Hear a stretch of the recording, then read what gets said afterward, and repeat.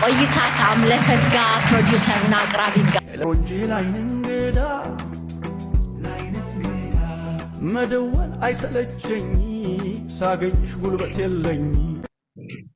ሰላም እንዴት ናችሁ? ውድ የሀሴት ቲቪ ቤተሰቦች፣ ዛሬ በዚህ ቪዲዮ ስለ ሀብታም ሴቶች 6 ሚስጥሮችን እንነግራችኋለን። ቻናሉን ሰብስክራይብ በማድረግ ቤተሰብ ይሁኑ። ሀብታም ሴቶች የማይነግሩ ሚስጥር ብለን ስንነጋገር እውነቱ ብዙ ጊዜ ሚስጥር አይደለም፣ የሚለያቸው አመለካከት እና ልምድ ነው። ከነዚህ ሚስጥሮች መካከል 6ቱን እንደሚከተለው እናጋራችኋለን።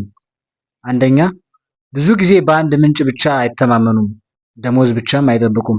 ስለዚህ ንግድ፣ ኢንቨስትመንት፣ ኦንላይን ስራና ሌሎችን ወዘተ ያጣምራሉ። ለምሳሌ ከውጭው ዓለም እንደ ኦፍራ ዊንፍሬይ ወይም ሪሃና፣ ከሀገራችን ደግሞ ሃናን ታሪቅ፣ ማህደር አሰፋ እና አምለሰት ሙጬ እንዲሁም ሌሎችም በስራቸው ብቻ ያልተገደቡ ናቸው። ይልቁንም ወደ ንግድ በመግባት የገቢ ምንጫቸውን ያበዛሉ። ሁለተኛ፣ ገንዘብ ከማግኘት በፊት አስተሳሰብ ይቀየራል። ሀብት በመጀመሪያ በአእምሮ ይጀምራል።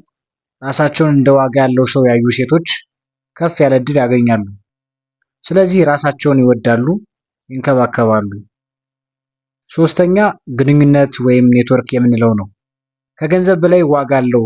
የሚያውቋቸውን ሰዎችና የሚያገኙትን እድል ብዙ ጊዜ የሀብት ማግኛ መንገድ ያደርጉታል።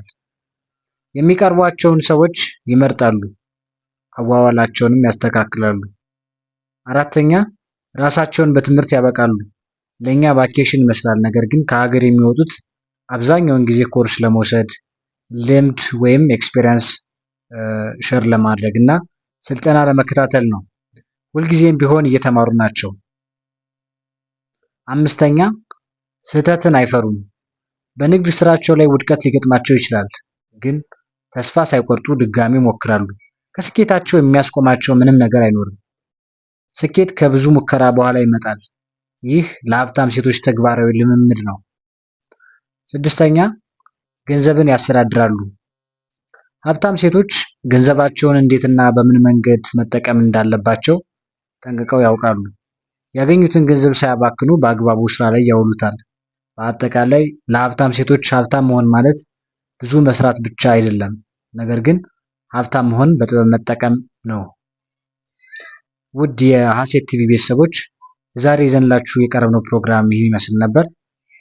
ቻናላችን ሰብስክራይብ በማድረግ ቤተሰብ ስለሆናችሁ እጅግ አድርገን እናመሰግናለን። በቀጣይ ጊዜ በሌላ ፕሮግራም እስክንገናኝ መልካም ጊዜ ተመኘን።